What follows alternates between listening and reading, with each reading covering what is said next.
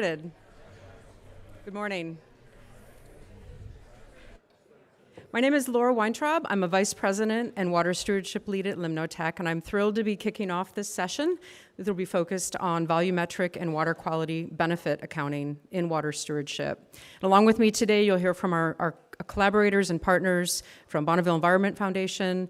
Blue Risk as well is a partner, the Nature Conservancy and World Resources Institute, as well as many of our corporate colleagues and supporters. So this was a great segue. If many of you may have been in the science-based target session this morning, and what I see is this work will really greatly inform activities like science-based water targets and how to move it towards an action phase and how to understand the benefits that can be quantified and documented for those different activities. So we're going to start with a little bit of context setting that I'll provide, and then after that, we'll dig a little bit deeper into the updates to the volumetric water benefit accounting, VWBA, as well as introduce and share some basics on the water quality benefit accounting. And then after that, we're going to pivot to a panel discussion with many of our corporate collaborators and think about insights on the application and future use of these two resources, VWBA and WQBA. And then we'll have some time for questions and answers and discussion. So to start off with the context setting and background, I wanted to start with a visual depiction of really what I see as the last 15 years or so of hard work. I look around the room today, see many familiar faces, and realize so many organizations, corporations, practitioners have informed the implementation of over thousands of water stewardship projects around the world. And this is a map that we created at Limnotech. So this is only a subset of projects that have been implemented, but many that we're familiar with. And shows that a couple of different things. One is these projects can relate to a lot of different types of activities: land conservation, improving irrigation technologies, rainwater harvesting and aquifer recharge, leak detection and repair, agricultural best practice improvements, stormwater management, wastewater treatment, wetland restoration, and transactions such as in-stream flow restoration. So a large diversity of activities that can be nature-based solutions or more technology-based. And the other thing you'll see is there's a lot of geographies that are dark green, and those are areas where there's been maybe a stronger activity, more momentum, and a lot of areas where there's white on the map, and that's where we think this space is probably going to continue to grow and perhaps grow in complexity. Through this journey of about 15 years using VWBA to inform a lot of this work, we've learned a lot along the way. And what we're going to be talking about today is really the next generation of where to take this work into the future. So as we were learning a lot, that provided the motivation for this work. A lot of leaders in the space are currently implementing very ambitious targets. Many are volumetrically focused, 2025 or 2030 targets, achieving to implement projects that create benefits. And those projects are very active and they're evolving. There's additional companies entering this space that are also setting very meaningful water targets and goals. So what we saw was a greater need for improved and more standardized guidance to really inform this community, provide consistency, robust science, and then also make sure that information is being credible, backed, or helping to back credible claims against these goals. So in 2022, a small technical team with the encouragement of many corporate partners gathered. It's about 14 different corporations that have supported this work to advance best practices and focus on really anchoring down some of the programmatic importance, programmatic consistency for this work. And these two different guidance methodologies are meant to help us identify, quantify, track, and also report and claim benefits related to volumetric improvements as well as water quality. These two initiatives have run in parallel for the last 2 years, and we're getting very close to publication, so it's an exciting time to share with you all of the updates on this work as we move ahead. Today, the objective is to give you a preview of this forthcoming guidance that will be formally published in the months ahead, both volumetric and water quality benefits, and also give you the opportunity to hear perspectives from our corporate partners that have been supporting this work, and then also have a chance for you all to ask corporate partners or the technical team questions about how this guidance will be used and implemented. This impact pathway may be familiar to both of you, and what it shows is the flow from water stewardship investments all the way towards outputs and outcomes and impacts. And we start with a shared water challenge, whether that be scarcity related, water quality related, maybe management of stormwater runoff, and that usually leads to an opportunity to do some sort of an activity or project on the ground. The water stewardship community would then look towards investment, perhaps from a private corporation, to help support that activity implementation. And then a key step is that measurable output. And those of you familiar with volumetric benefit accounting, that's essentially the volume of water that can be quantified. And that's a very discrete, quantifiable piece that can then be compared against targets, perhaps a volumetrically focused target. Beyond that, we know that these projects provide additional outcomes and impacts in the social, economic, or environmental space. But we really want to think about that output step, and that is the core part of VWBA and what it provides in a very consistent and pragmatic and scientifically focused way. As we'll get into today, we're also providing this new methodology to also quantify water quality benefits as an output. So a really nice complement to the work that's been evolving over the last 15 years. Before we get too far into the discussion, I wanted to remind everyone of the official definition of what a volumetric water benefit is. And this definition has served us well for a long time, at least 15 years. It was published in 2019 in the current VWBA. It's the volume of water resulting from water stewardship activities relative to a unit of time that modifies the hydrology in a beneficial way. And I'll stop on that for a second. That could be infiltrating groundwater to a depleted aquifer. It could be managing stormwater for a better resulting ecosystem downstream. It could also be maintaining environmental flows in a basin by perhaps not diverting as much water. So however that water is moving to a more beneficial way to help address shared water challenges. What we know is many water stewardship activities may provide a volumetric benefit, but the world is much more holistic than that. So this Venn diagram tries to help us think about the multi-benefits that can be associated with water stewardship work. And when we think about volumetric water benefit accounting, which we'll talk about today, we also are going to be moving towards the water quality benefit accounting piece. Some projects have a strong overlap between those two areas. And as well, you may be familiar with other benefit accounting methods in WASH benefit accounting that was released in June, as well as the biodiversity benefit accounting. We'll be sharing some details on that later this week. So we see there's a lot of complement opportunities between a certain project, and we want to understand how these pieces can fit together. Many targets may be focused on one component of this, but we see them as different initiatives that can support each other in a holistic way. Before we get into the water quality benefit accounting, I want to share that definition as an overview. You'll see it's described very much like VWBA. And in this case, it's looking at water pollutant reductions resulting from a water stewardship activity that will modify that receiving water body in a beneficial way. So it could be reduction of nitrogen or phosphorus due to different practices on a landscape or better water quality treatment. We'll get into those details later. Again, this is that output rather than going all the way to impacts and outcomes. But how can we help measure that change in a pollutant load that will that can be quantifiable and also support an external claim on the benefits provided. Okay, so one thing I want to just pause on for a minute is as we think about the drivers for this work, a lot of it has been to tighten what the work that's been done and provide consistency and clarity, in particular related to the programmatic support or elements to this work. But we really want to use this work to help look ahead to what's next. And we know that the corporate water stewardship landscape is evolving dramatically. It's becoming more complex. The challenges are becoming more complex. We're understanding the holistic nature between any problem and solutions. And so this work is really helping to inform that. The other thing is to think about how water stewardship targets and goals may change in the next generation.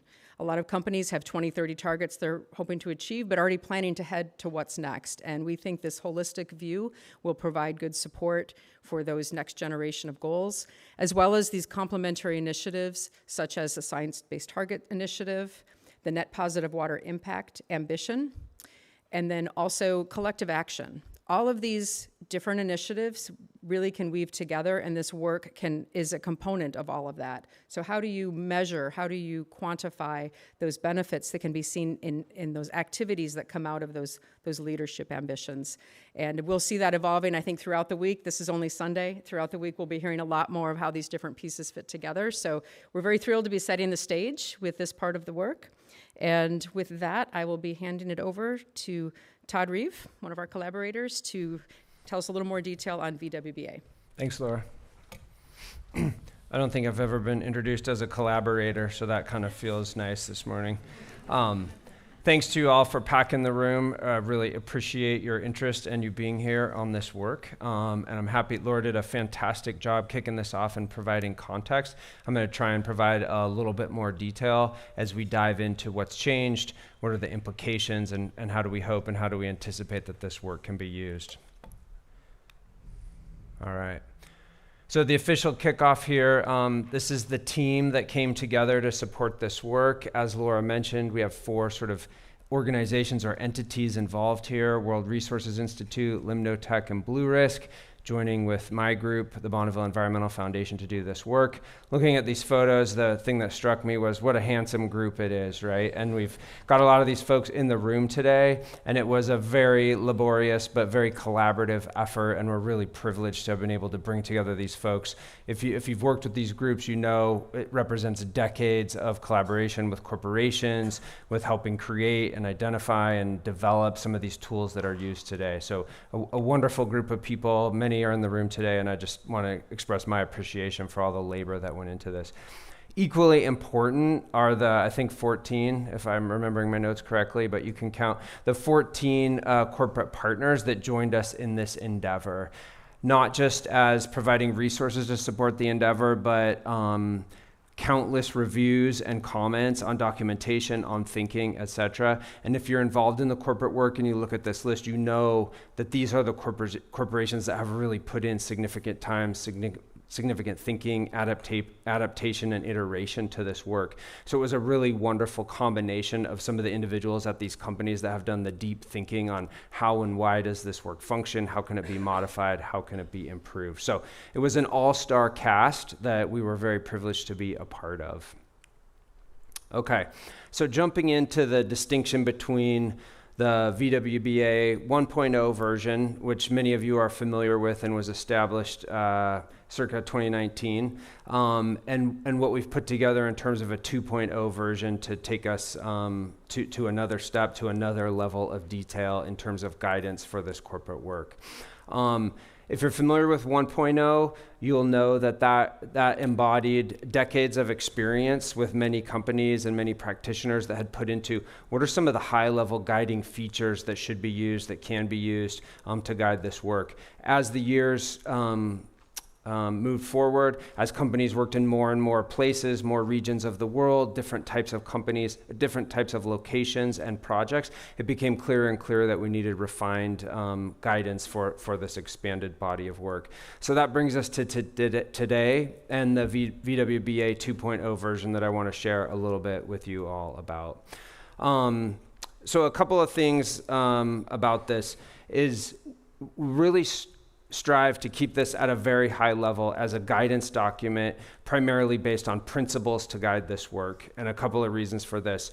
We know that the context of water is different everywhere. We know that the space is evolving very rapidly. Any effort to really prescribe precisely how every project must work, how every calculation must be deployed, we don't believe would be functional. So we really worked to try and keep this 2.0 level guidance at a very high level so that wherever you're working, however you're modifying the scope of this work, whatever type of solutions a company is looking at, that these guidance elements can be relevant to that work.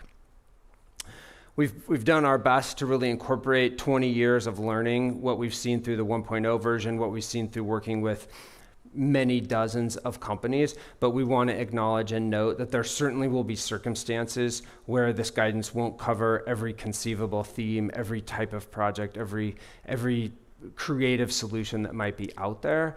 And the desire really is to have an open process where we can continue to adapt and learn and incorporate feedback and continue to improve this guidance. Okay. So similar to the slide that Laura put up earlier, I'm going to move over here so I can peek at this a little better. Just to frame, what are we talking about here? These acronyms become common. VWBA, we're talking about projects all over the world.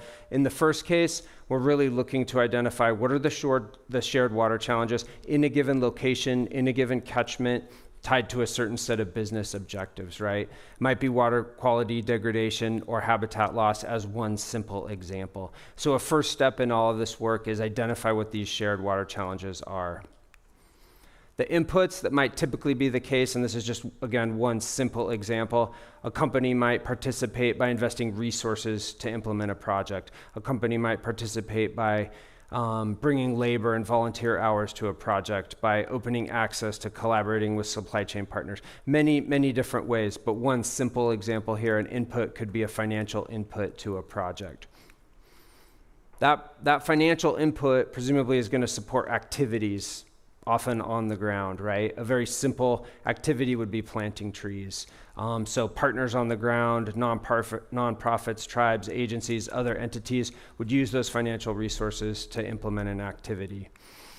As Laura represented in the language of VWBA, that's going to produce an output, right? Those activities aren't necessarily going to directly produce impacts or outcomes, but they are going to create an output. Some simple examples of some outputs might be number of trees planted, number of acres restored, and one of those outputs would be, can be, should be, hopefully will be a reduced runoff volume that may have pollutants, may have other degradational impacts on that watershed. So the VWBA 2.0, 1.0 guidance is really focused on this output component, right? How do we track, how do we plan for, how do we monitor and understand and report this output related to volume? Now, if we've set this up well, and we'll talk a little bit about criteria, we want those outputs to directly translate to both outcomes and impacts, right? There's no point in doing the work if all we're doing is creating widgets or outputs. And so ideally, these are moving us into these outcomes and impacts. And so all of these actions that lead along this continuum, maybe improving water quality, maybe enhancing biodiversity, could be supporting carbon sequestration, myriad other potential outcomes and impacts that we are expecting to occur as a result of this work. So that's just a little bit of the logic path of the investment in projects and activities that ultimately can generate a volumetric benefit and that are going to lead to progress against these shared water challenges. All right, so jumping in. Everyone doing okay out there? All right, thumbs up, I like it. Okay, so jumping in with just a snapshot of some of these changes. So this 2.0 guidance, and I hate to get too technical here, so I'll keep it at a high level, but we broke it down into 6 steps. And we tried to produce this so that if you're new to the space, you're a company, maybe investing for the first time, creating a new water stewardship vision or set of goals, that you could literally follow these steps in sequential order. In other cases, companies that have been around for a long time have tremendous sophistication. You might take these steps out of order. You might select one as being particularly more important to what you're trying to accomplish, etc. So by no means suggesting that this is an ironclad, hard approach that everybody will follow in the same way, but recognizing that the number of companies that are participating in this work is growing significantly. The number of locations, the complexity that folks are trying to address with shared water challenges is increasing. And so we've tried to produce it in sort of this stepwise fashion. So on the slide, you'll see in each of these cases the green notation of whether this is entirely new guidance or whether it's updated. And you'll see as we click through a substantial number of improvements and even new sections in a lot of cases. So I'm just going to walk through these steps quickly with y'all. So the first one is really focusing on taking the time to understand the context of the shared water challenges in a given site and in a given location. So a decade and a half, 2 decades ago, this wasn't necessarily well known. Companies were coming in from the carbon space and thinking Perhaps a drop of water has an equivalent benefit, anywhere that we may operate. So in the new guidance, really focusing on the importance of this step. The goals, the objectives, the shared water challenges, as everyone in this room knows, are going to vary dramatically across the globe. So putting in the work to really understand what are those shared water challenges in the location where we're operating and what are we trying to accomplish. That component of the guidance has been updated. On number 2, and we didn't get the gray bar there, it looks like. Number 2, identify and evaluate. Perfect. Identify and evaluate potential project activities and partners. In the original guidance, this was relatively glossed over, the level of work and scrutiny that can be beneficial in terms of identifying projects and partners. And we broke this down both into a criteria of what we think are most important at the highest level of guidance and a set of considerations, other elements that we believe can be important to many companies as you're selecting projects. So just in the interest of time, I'm going to just highlight a couple, and I'll start with the criteria. So these are selection criteria. The first is ensuring that there's internal buy-in and support from external partners for the project or for the activity, the intervention. Almost all of this work is done in part to achieve social license to operate, and it's critical, right, that these are endeavors that are supported. They have broad buy-in by the public, and they're relevant to the community, to the constituents at large. A second criteria that we work to develop on this is really focusing on ensuring that project implementation is going to generate new benefits that would not have occurred without the interventions of the company and the partners, right? So essentially the additionality concept, new clarity regarding how to evaluate, how to understand, and how to verify that that is a component of a proposed project.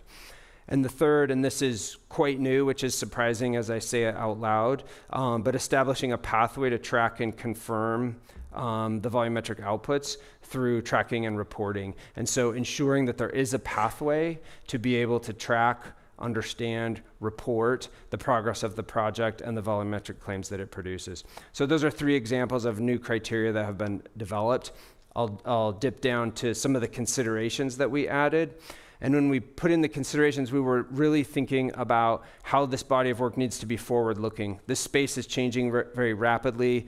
Our clarity on what kind of water challenges are out there and what kind of solutions are going to be required is evolving. And so we put in some considerations that are very forward-looking. And some examples of those are, how can companies support catalytic or enabling activities, things that today are really going to open up and set the stage for bigger and better impacts in the future, as one example. Another is, how can innovative technologies be employed or incorporated into a project? Technologies that may help scale in the future, may help expand the impact and broaden the utility of the work that's being developed. And the third is, where are there opportunities to align other stakeholders to collaborate to build that collective impact or that collective action in a given project? And I had one other thing I was hoping to note here. A couple of the other considerations that are sort of tried and true, and they're going to sound very trivial to folks in this room, but that we added in, understanding the risk of project underperformance or failure, incorporating that into project considerations. Understanding the project implementation timeline and the steps that are actually required. Is that feasible, right? Do we have a clear understanding of those steps and how to control and be able to move those forward?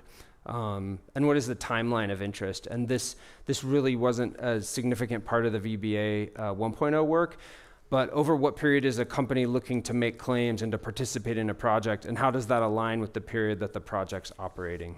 All right.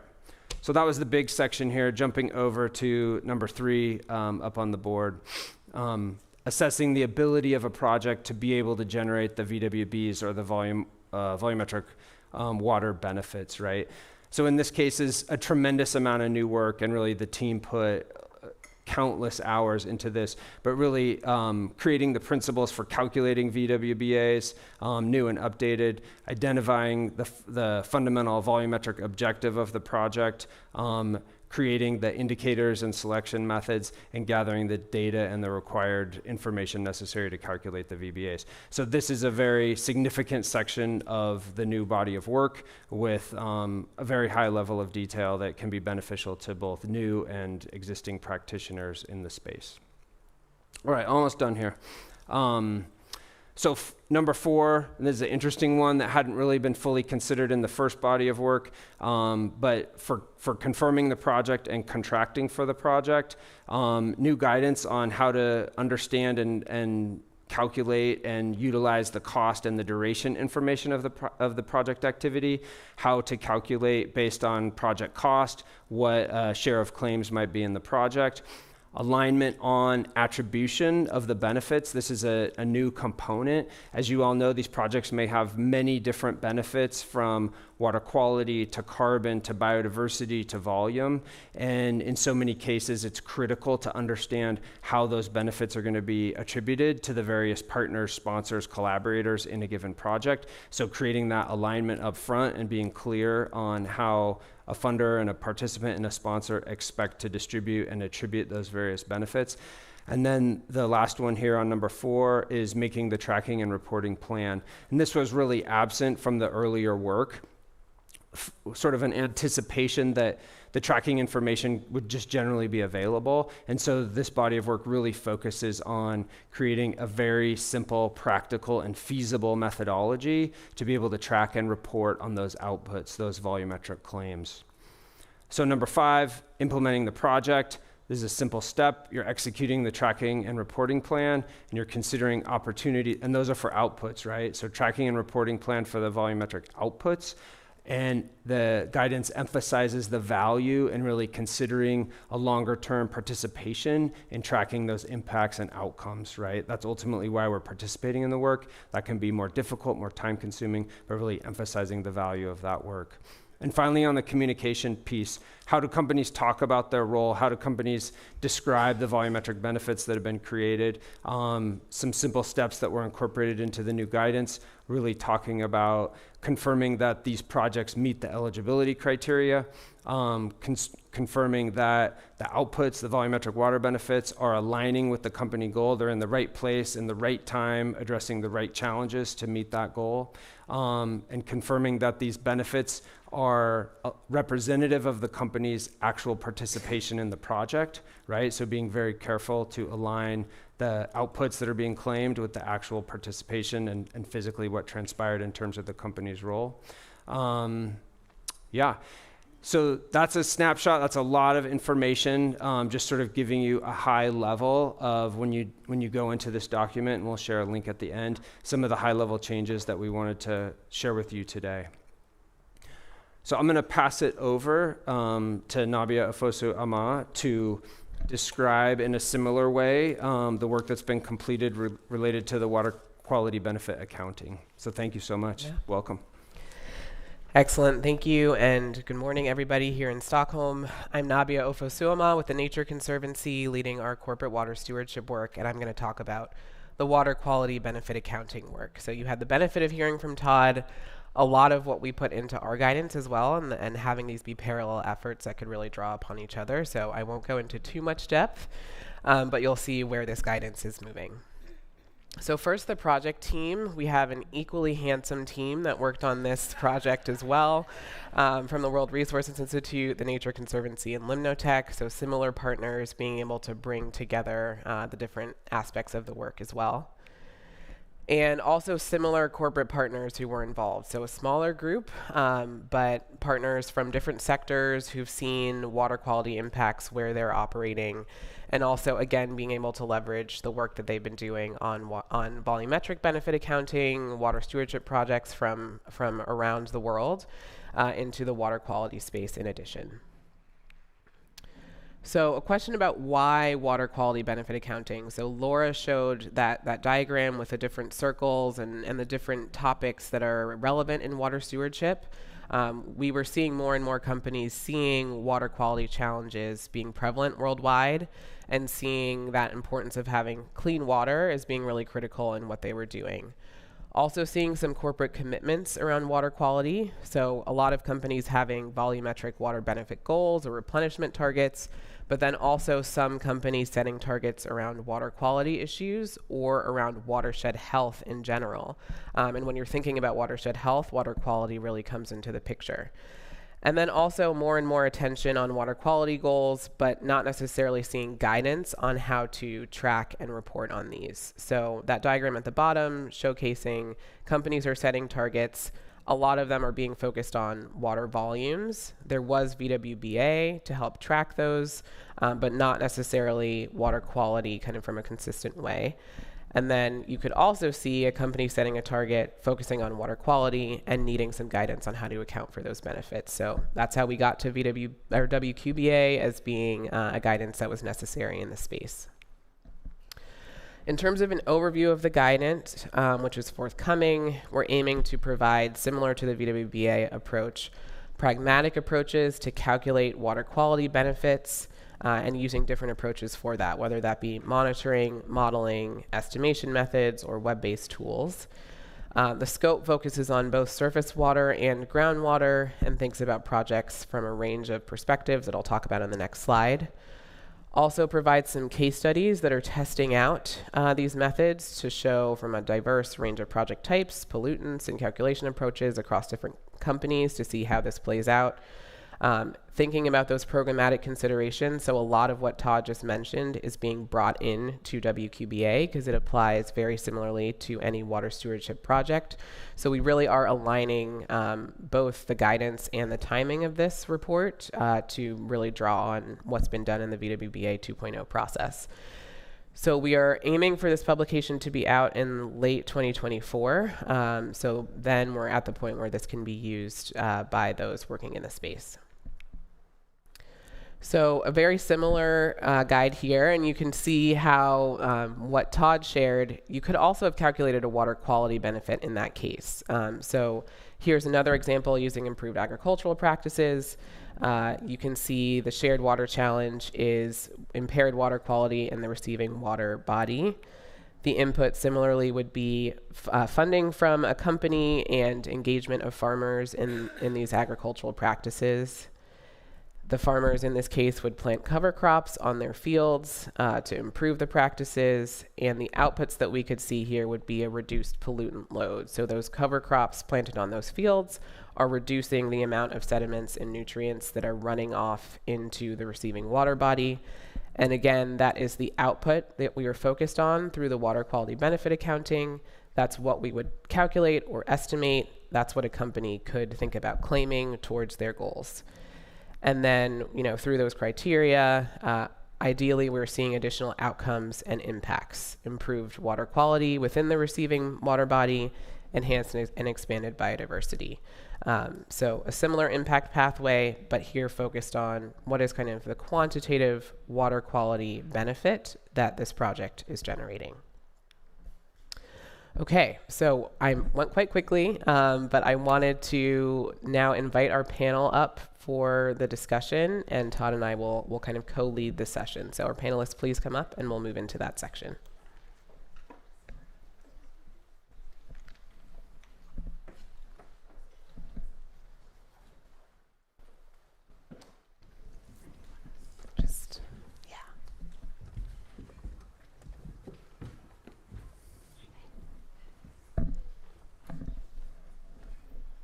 I was told there's going to be a bit of a dance party up here with all these folks. Do you want to advance? Sure. So if you thought the project team was handsome, we saved this for last. This is a really phenomenal crew. So the background of each of the panelists is up on the slide, and we won't take time to introduce, but this is an incredibly esteemed group of folks that have spent a tremendous amount of time working in this space and thinking really hard about the challenges, the opportunities, and the pathways to do more and have more impact and success. So we're honored to have you all up here today. Thank you for making the trip and for joining us here. I'm going to start off with just a couple of questions about VWBA. I'll pass it off to Nabia. But to start it up, just a minute or two, kind of a lightning round from each of you, really straightforward question, but what were the motivations for your companies to participate in this work? And what are some of the key values or benefits that you felt were necessary or hope to get out of this? And I can take a volunteer, or we can just go down the line if anyone's dying to jump in. All right, Shannon. All right. Hi, everyone. Thanks so much for joining today. So For P&G, we're one of the largest consumer products companies in the world. Water is essential to our business. We need it to not only manufacture our products, but also for people to use our products. And so it's one of the key pillars in our sustainability strategy. And through that strategy, we were trying to develop specific quantitative targets. And we're initially involved in the work that went into the VWB 1.0 when we were kind of trying to figure this out, building off of work that had been done by Coca-Cola and others to figure out how we could actually have something that lead to a quantitative target and have a process and the methodologies there for us to go back to. So being involved in that work and supporting VWBA 1.0 allowed us to then move forward with setting water volumetric targets. And since then, we've really learned a lot, as well as probably all of the panelists, people in this room, with the practical application of that original methodology, and really wanted to also, bring what we had learned, but allow others to access and see this end-to-end process for volumetric benefit accounting and for finding projects, documenting those projects and tracking those projects over time. And so that's really why we were continued to be involved in VWBA 2.0. And through the involvement and through the development of that, what we were really looking for was ways to drive consistency, more transparency, more clarity, and ultimately trying to contribute to greater impact on the ground through corporate water stewardship projects or programs like our own, and helping to really scale that over other companies and have a guide that people could follow. Lovely. Thanks, Shannon. Anyone else want to jump in? Mikhail, you want to jump in? Thank you. Yeah, good morning. Very impressed with the room. I think you should ask for the big auditorium next time, especially on a Sunday morning. It's great. So look, at Nestlé, I think we've been part of this adventure from the beginning, so the first version of VWBA.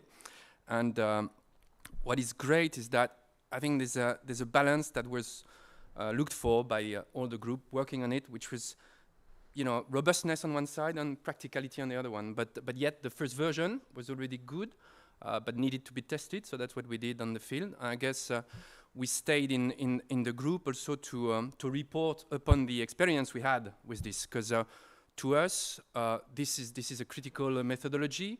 We need that not only to measure. I would say, when we build water stewardship projects, even today we need to select the projects at the beginning. We need to make sure that we'll get the right impact, but also we need to make sure that we'll get the budgets. And within a company, you need, we think about net impact value, and we need methodologies. So to us, the VWBA and the 2.0 now will help to select the projects, of course, but also then I think to structure the approach. We have, I like your slides on input to outcomes, because we, shared water challenges, we use methodologies such as the AWS standard, for example.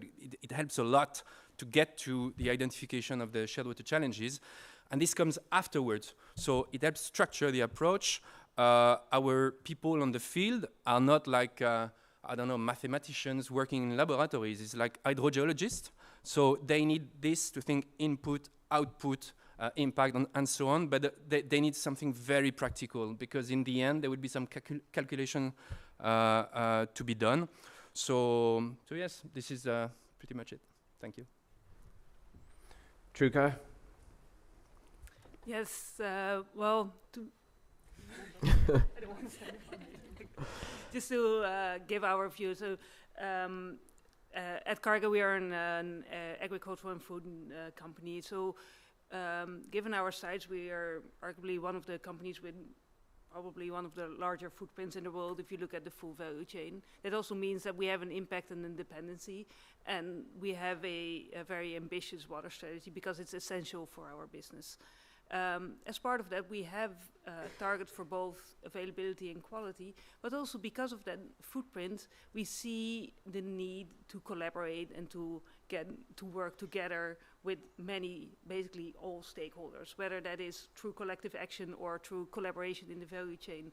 having these guidances going beyond just the quantification, but setting these guardrails and boundaries for how to make claims, how to set up projects, how to account for them, how to attribute, those parts are really, really essential to scale and to get to a next level. So seeing this expanding, but seeing that same level of pragmatism so that we can tailor this to the needs, to the local context, but then also move faster to create collaborations and collective action to really get to scale is an essential part for us. And I know technology companies have been some of the fastest moving in this space, developing new objectives, new goals really quickly. Tara and Stephanie, you've been right in the thick of that.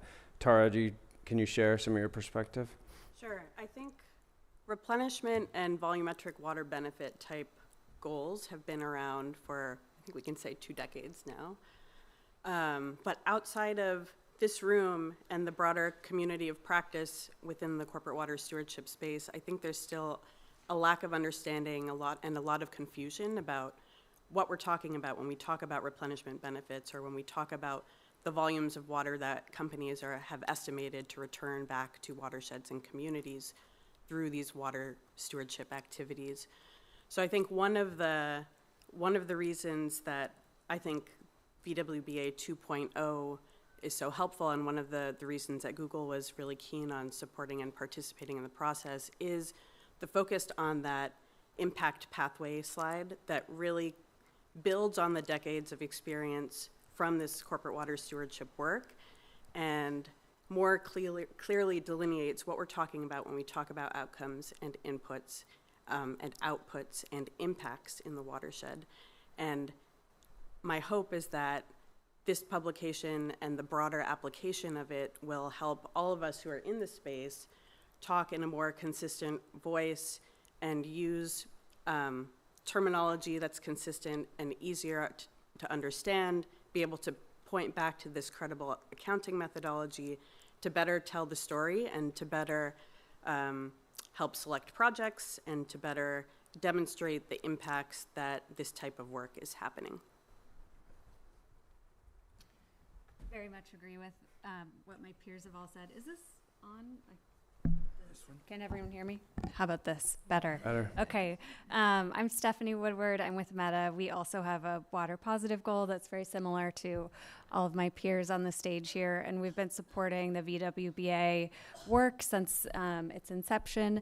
And I think it's really important, and I'm so pleased and impressed with the 2.0 version and how it's incorporated a lot of the learnings over the last couple of decades to develop a guidance document that we can point to as we get increasing scrutiny and interest in these types of goals and how we're claiming benefits and what those benefits mean. So I think it's very important to have this, methodology that is so robust that we can point to lend credibility, and also to help us scale.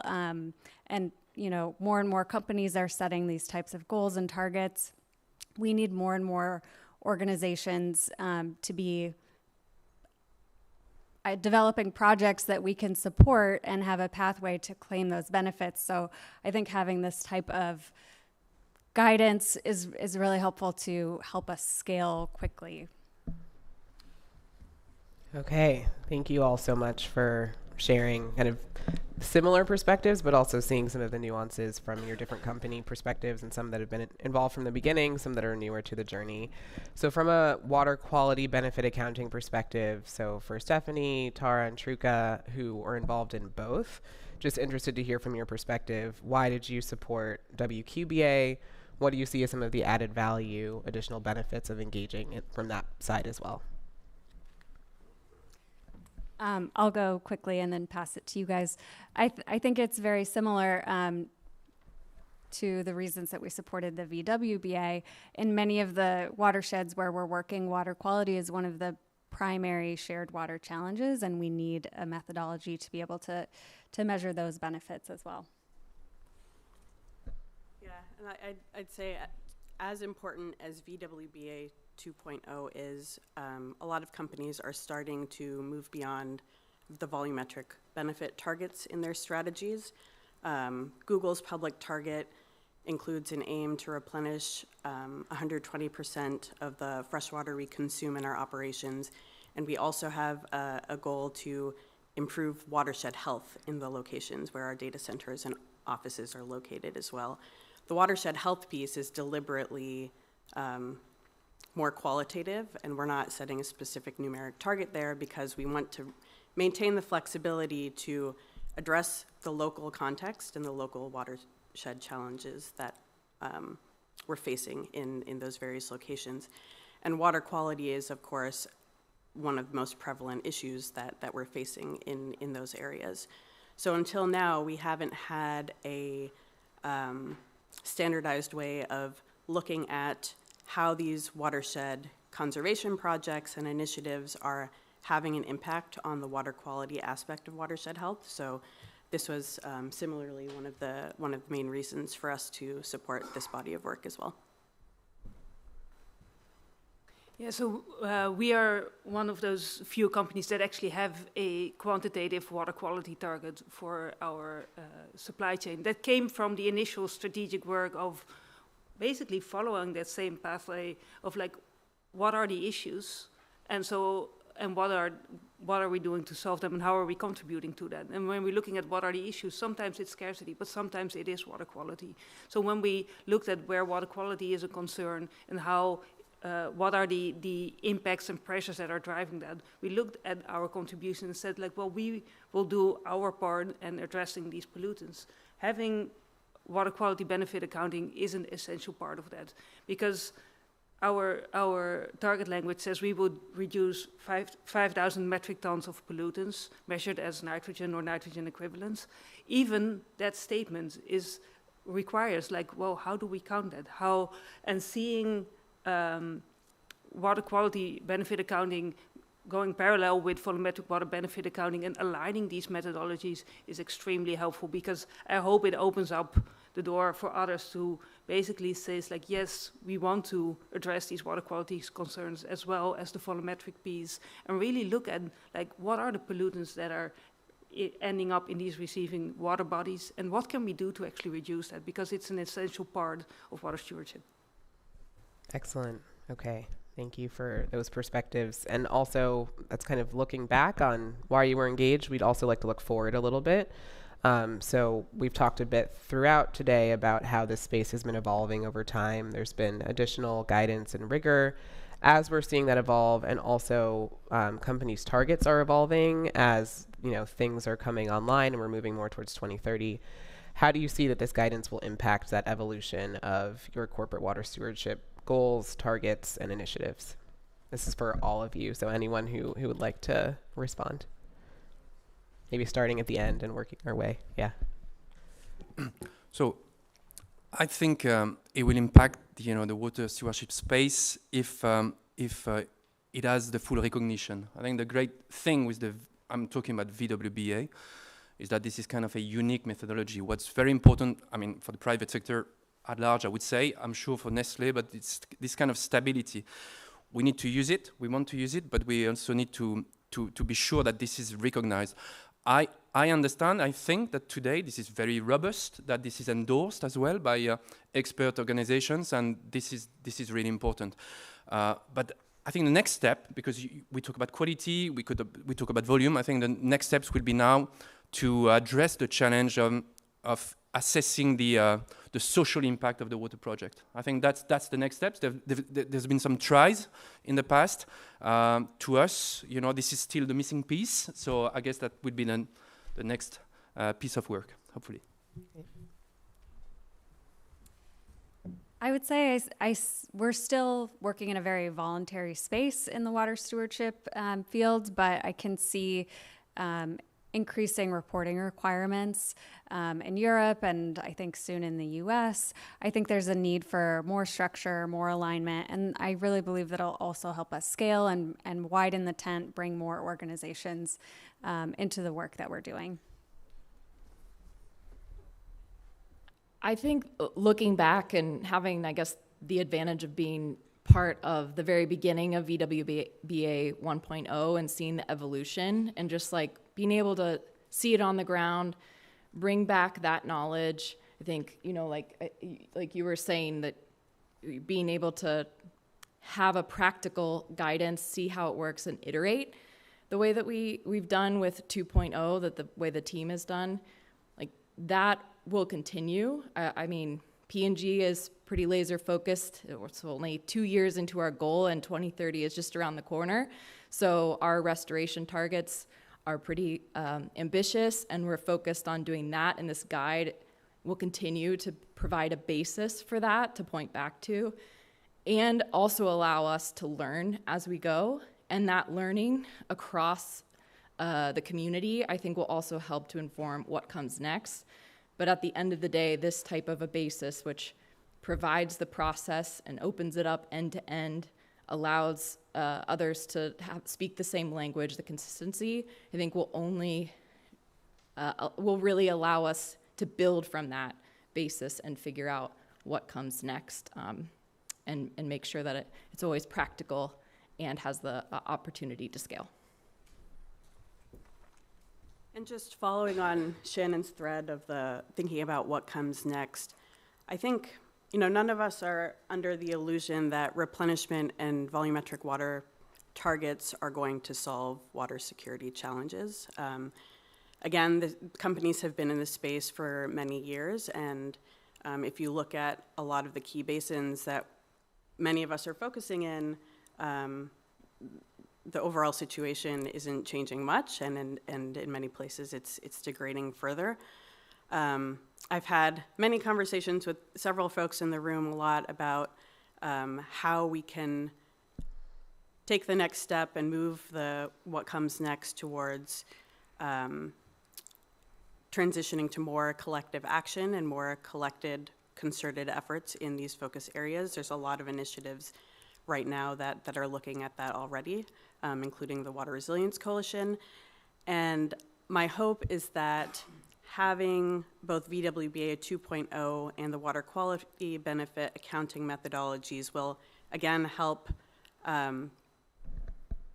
companies coalesce around those shared outcomes and help, be a tool to serve to bring companies together to not just co-fund activities in the same places, not to do one-off solo projects with similar partners in different basins, but to really move the needle and to focus more on true collective action.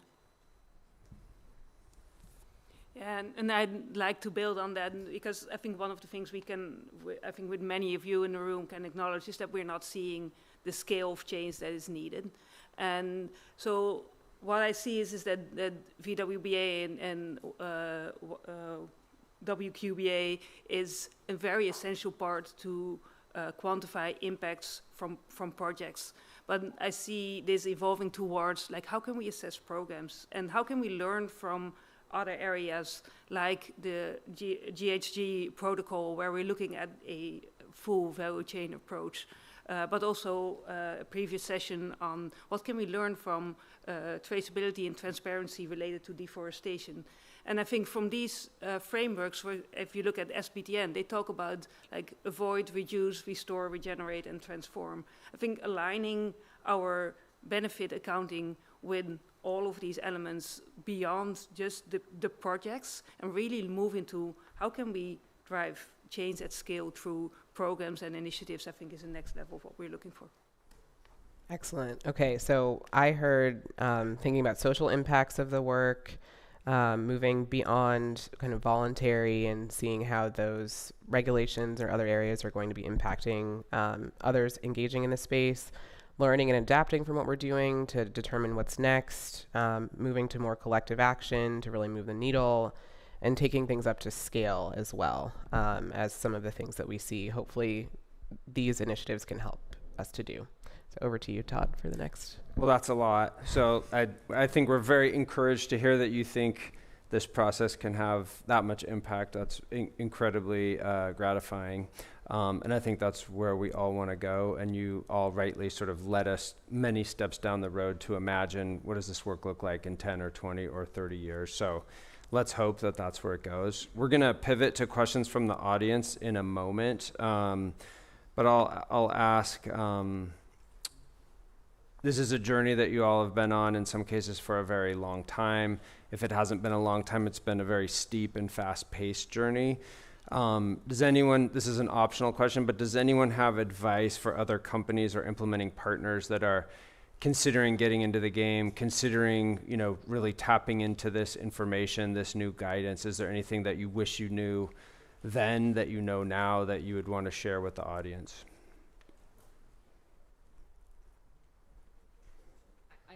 So this sounds maybe simple, but in deploying this and looking at our system, which mirrors VWBA 2.0, the end-to-end project process in other regions, one of the things I noticed even with VWA 1.0 was that when you open it, it has a lot of pages. So like just reading it and knowing that the majority of those pages are the appendices with the methods, which can be useful later on. But if you read it, it's really meant to be easier to digest and practical. And once you read it, it won't feel so overwhelming. And there's lots of organizations who can help actually do the methodologies and do the calculations, but just read it. Well, that's even helpful to me, Shannon, because I'm overwhelmed frequently with it, so I like that. Mikhail, were you going to offer something? Yeah, I think an advice would be to say that this is not only about mathematics, water stewardship, obviously. So yes, we need to read that. But from the beginning, for starters, I would say is to work on the mindset, because it will be implementers on the field who in the end will build projects. And I think they need to read the methodology as well, but I would emphasize on the stakeholder engagement piece in all the approach. So we have mathematics, but without stakeholder engagement, it doesn't work. And this is at the heart of everything. So that's the main advice.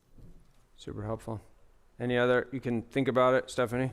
I would say for a company just starting out, my advice would be to start by working with a partner that's experienced using the VWBA, whether it's TNC or there are many others. But I think getting that experience with a implementing partner that has been down this road before would be a great place to start. I'd also add that there are many companies in this space, so many more than the few of us up here, and it's a really welcoming space. It's a pre-competitive space, and I know I've learned a lot from a lot of my peers at other companies who have been in the space and gone through similar experiences. So I think it's a fairly open door network of peers who are happy to talk to folks in different companies and industries around the water stewardship work.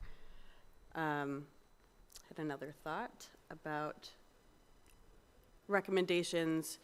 I think one thing that I have found really helpful is, to the extent that it's possible, it can be challenging if you're in a company and you need to respond to executives who are, chasing targets and want to measure progress specifically.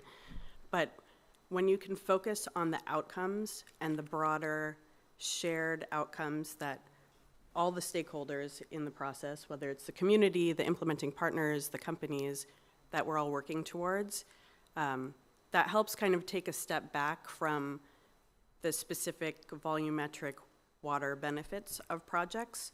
And that helps kind of remove the process from being one where you might feel like you're chasing volumes or chasing drops and trying to select projects that will hit a specific target, if you can bring the conversation back to what the outcomes are and the overall aims of what you're trying to achieve in the watershed. So it's a hard task in the corporate space, but that's one recommendation I think is worth fighting hard for. And then we'll just add one quick thing to that, because quite often we are, probably people in the room are representation from kind of sitting at corporate, but bringing it down to the local context, like trying to connect with your local teams and empower them, but also live that energy. Because when we are sitting here and get chased by how are you planning to achieve your targets, it may be a hard and technical discussion around what is the risk, what are the claims. The moment that you talk to your local teams and they're running out of water, there's a lot of need and a lot of knowledge that they say, this is what we need. If you ask them, not the technical knowledge of what is the global water challenge or the local water challenge that you're trying to solve, but really bring it down to what is your issue. They will know, and are very much willing to tell you, and it gives a lot of energy to work with them and then with the local partners to actually solve these issues. Because the moment that you bring it down to the local context, it becomes so tangible, but also so powerful to work with them. So I would highly encourage any of you, start where that energy is, and start with working with these local teams to empower them to make these decisions to develop these very meaningful projects on the ground.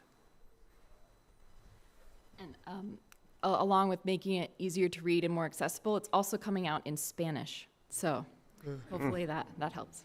And it goes well with coffee or tea. It's a minimum $50,000 worth of consulting advice right here. It's a very extreme high value from this panel. Okay. Go ahead. We're now moving to Q&A. Hopefully we have some time. Okay, great. So please, if you have questions in the audience, please let us know. I see one here. So your inputs are described in monetary terms. Has there been thought given to describing the outputs so that the return on investment can be measured that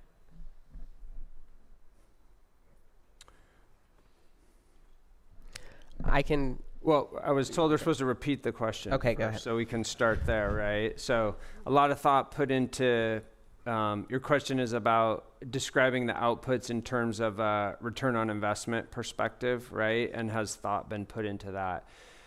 I can for sure tell you that every company we've ever worked with has asked for that and said, how can we articulate these outputs in a return on investment context? And I think a decade or so ago, the context was strictly financial, right?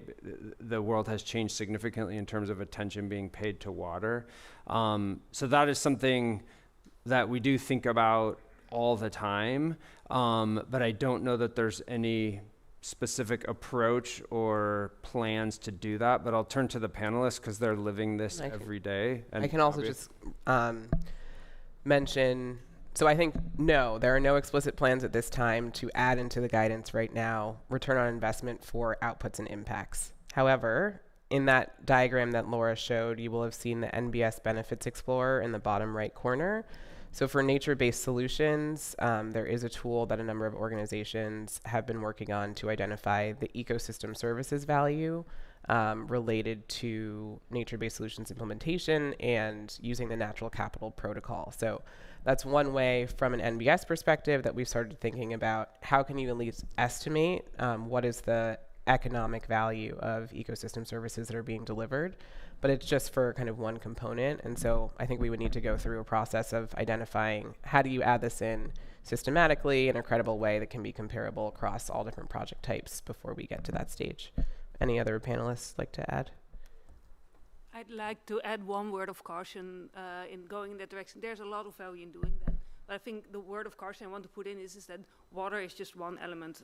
One of the slides showed that Venn diagram where there's water, but there's also biodiversity, there's carbon sequestration. So you have to add these elements to the mix, which add complexity to already, like the complexity of just adding the value of water next to the economic and societal benefits. So there's a lot of value in doing that, but it also comes with a lot of complexity to really show the full picture. And so that's just my one advice there is to say, yes, explore that to the extent possible, but also recognize that there's so much more value from basically the holistic approaches that we're taking. I saw a question, 2 questions over there. Go ahead first. My first question is that when you select the locations for your water stewardship projects, do you consider the water footprint of your products along the life cycle of that product? Like, do you prioritize according to that some locations above others? And you mentioned something about the impact of your work and that you, like, on the long term, you want to have more impact. So does the guide somehow prioritize that you will build up on what you have done before rather than just doing small things like dispersed in different locations? Yeah, so like maybe for impact, like and you build up on what you have done, it would have been more impactful in the project where you advocate?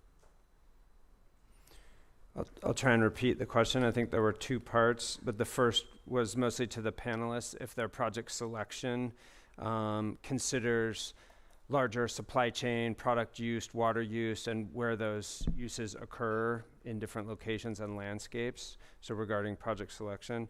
And then secondly, and I'm a little bit far away, so I may have not heard perfectly, but in terms of talking about impact and impact being the goal, building on past projects and past performance to try and create more impact if that's a part of the strategies, right? Great questions for these folks. I can start. So I think for Google, our replenishment target, sticking with the volumetric water benefit piece first, that is based on our direct operational footprint. And so in a sense that also is thinking about the internet services that are used, our footprint is happening at our data centers for the most part. That's where we are consuming the most amount of water. So that dictates where we are selecting our replenishment projects. We'll look at the source watershed for the watershed where our facilities physically sit, as well as the watersheds that our source water is coming from, because sometimes just based on how watersheds are engineered and water supplies get transferred, those locations might be different. So that informs where we select our projects. I think on the second question, this ties into one of the broader challenges I think we have around communicating about water because it's so local and context specific. We try not to compile all of the impacts into one global progress target beyond kind of the sum of the estimated volumetric benefits, because every watershed is different and the impacts are different, and the context and challenges are different. So I would say that the communications piece there is still a big work in progress, but there is a balance of trying not to conflate our watershed level progress and impacts and reflect it on a global level. Yeah, I think both questions will kind of be answered together. So for Procter & Gamble, we developed our targets by looking at impact across and water consumption across the value chain. So we provide billions of consumers around the world with products like shampoos and detergents. And so about 96% of our water footprint is actually in the downstream during consumer use.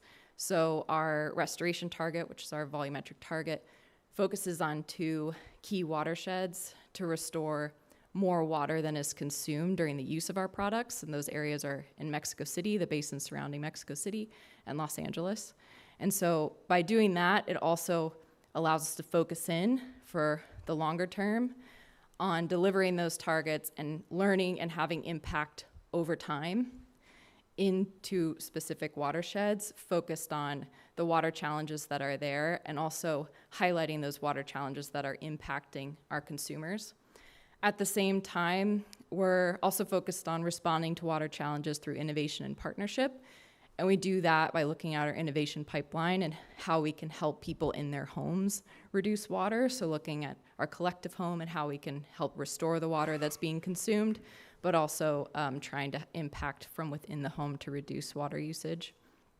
And so I think by focusing in on where our water footprint is the largest, along with where we have the most control in our own operations and our restoration target to restore more water than is consumed during the manufacture in 18 priority areas. I think that's helped maintain the focus, learn over time. And then the way we've designed our target, it's really making sure that our projects, that the projects, not our projects, the projects that our partners are implementing on the ground are maintained, and that benefit is maintained through 2030.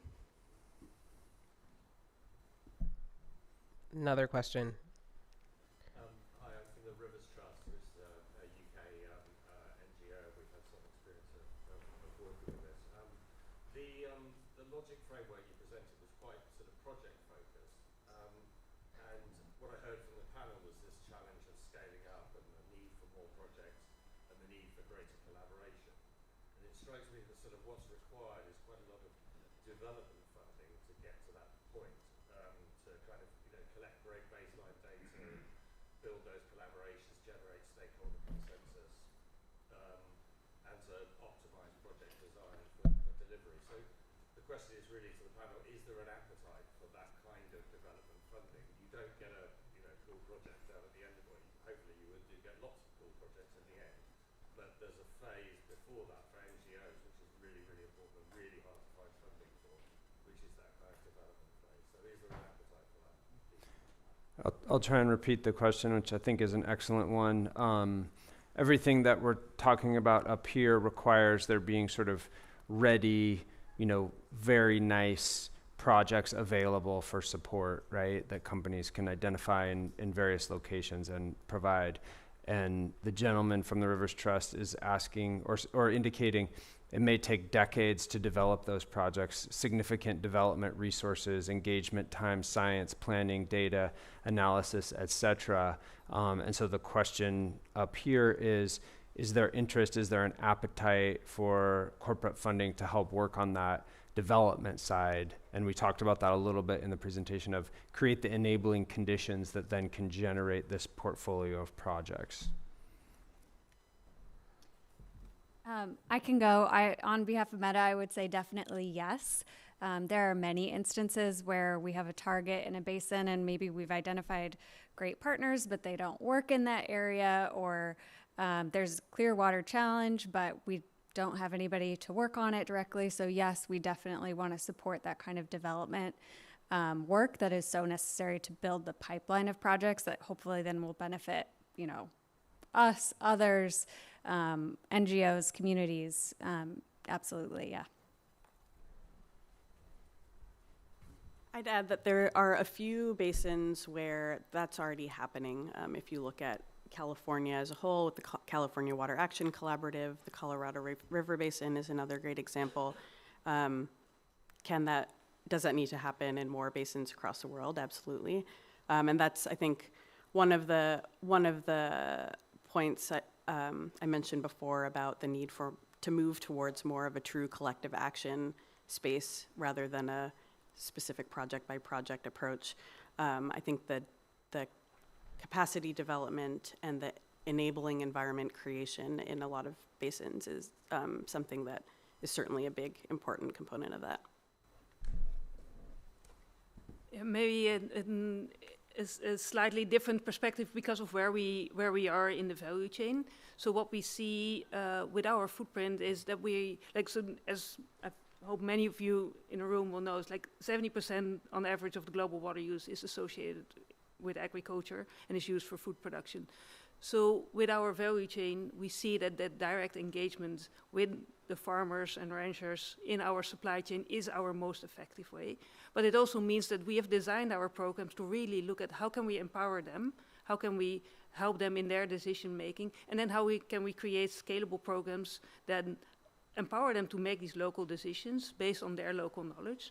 And so an example of what we see is what we're doing with regenerative agriculture. We saw these pathways as about like planting cover crops, for example. By incentivizing farmers to plant cover crops, we've moved from an initial program that started a couple years ago with being available in 5 states. Today, in the US, today we are reaching more than 500,000 acres and it's available in 22 states. So by empowering these local decision makers, you see a pathway to scale. And yes, that means that we heavily have to invest in enabling that for them. So definitely the appetite to invest in it is there. And we have to look at pathways to do that together with partners wherever that is possible. Okay, doing a time check first. We're good? Okay, I see another question. Back over. One more. Oh, sorry, go ahead. No, we just answered yes, of course, as well. But I wouldn't underestimate, again, the importance of even the small projects.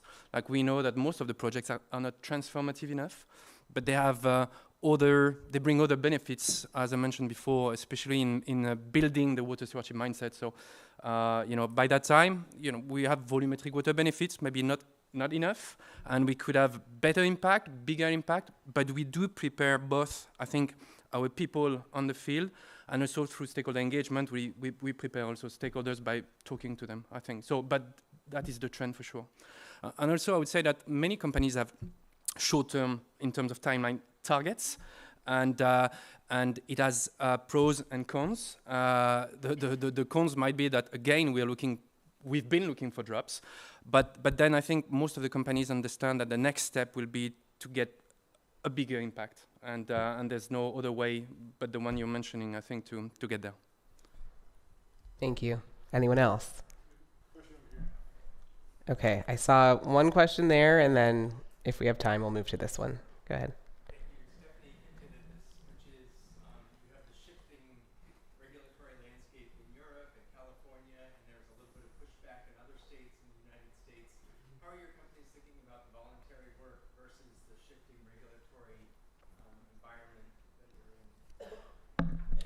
Real quick, the question was about the shifting regulatory environment, and presently, I believe all of this work is voluntary. And so the question to the panelists was, how are these companies thinking about these shifts that are occurring that may change voluntary to required and vice versa?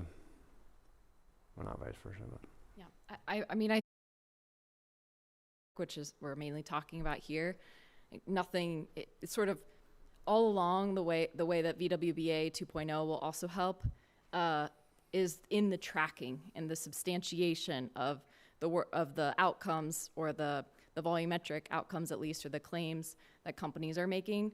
So really creating a robust repository of the proof that volume is actually being generated in those bodies. So essentially, like, continuing with what we're doing today, to make sure we're prepared for additional scrutiny in the future, but the transparency and consistency will remain the same regardless of kind of what happens in the end. So business as usual, and adapt as new things come up.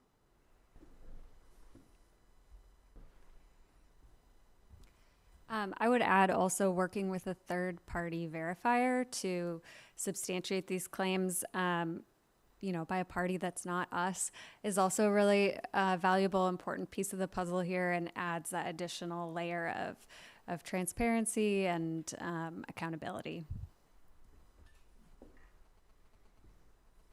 Okay, I saw a question here. Go ahead.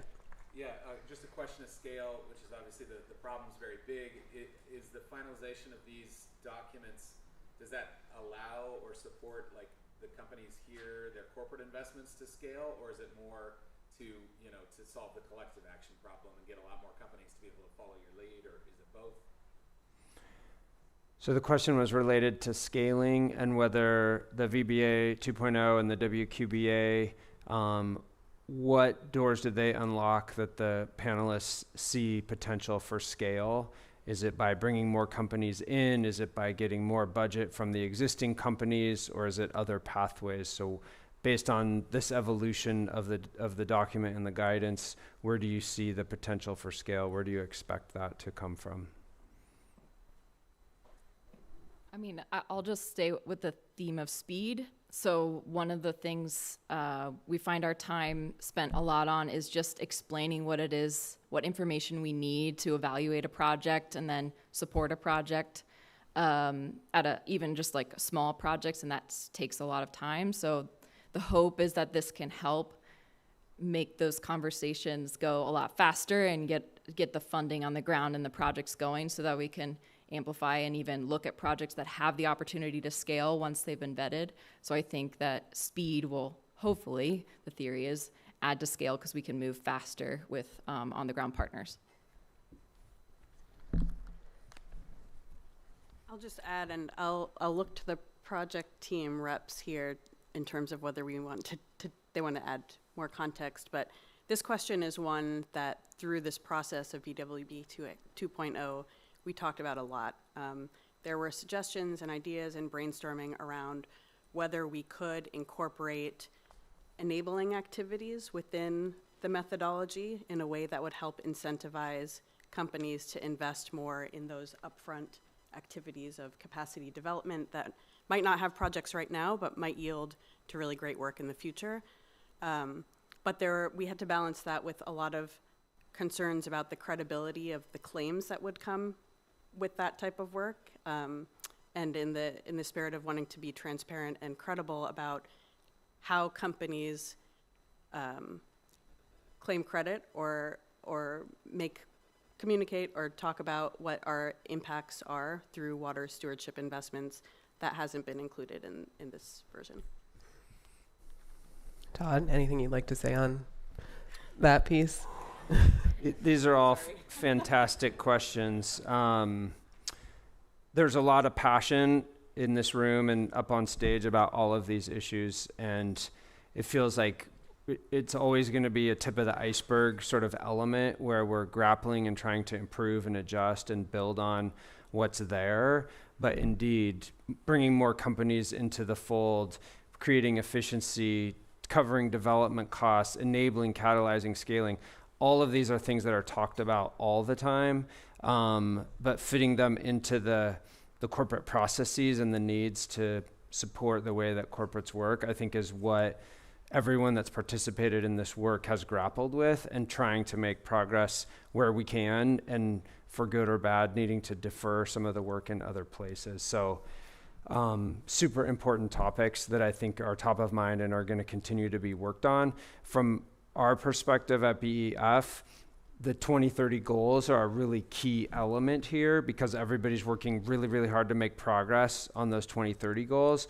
And so I think a key element is, what does the next goal set look like? And the hope would be that many of these questions and conundrums are sort of built into that next phase. And I think you've heard all the panelists reference it when they say, well, that's definitely coming. That's definitely, a next step. And so that we're very much in the middle of this evolving work, and all these questions are the right ones, and all these people I know are working really hard on it, and it can't come fast enough, but we also have to pay attention to what's right in front of us. Okay, I saw 2 more questions. Okay. Program team, get up here, Laura. The stage is not full enough. Just thinking about scaling, and one of the big value adds with this work, as I mentioned, is consistency with programmatic considerations. Limnotech has been involved in this work for over 15 years. There's best practices we've followed. We're finally at a point where we're writing a lot of these things down, and I think an important element of scaling either within a company, across different geographies, or with other companies is consistency with how projects are selected, how they're quantified, how they're reported. So I think having the same playbook and having that just more concise, more clear, is going to facilitate more reputable claims, more reputable process, and making sure that everyone's, again, following from the same book. And I think there are things that these companies have all been doing, and we've been working with them closely, but now it's just going to be written down more clearly, and I hope maybe dispel any myths or confusion as we go forward and really try to ramp things up. So programmatic elements, I think, is going to be the big value add for those of you familiar with this work and looking at these new resources. Thanks. Of course. Okay. Everyone, please join me in thanking our panelists and moderators.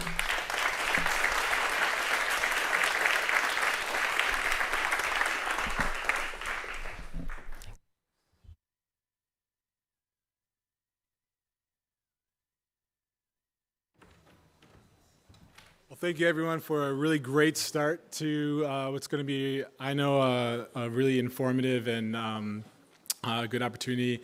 This, I know I've learned a lot during this process personally. This is it's a fantastic group to be part of, but everyone here in this room, a lot of you also were really interested and are contributing to this effort and to this process. So please, we'd love to hear from you of how are you using the guidance, the QR code. So some of the content that Todd was alluding to has already been released across these different installments.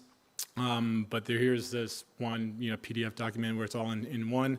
And as Nabia and Todd mentioned, we're aiming to have the WQBA and the 2.0 VWBA guidance out by the end of this year. So be on the lookout for the release.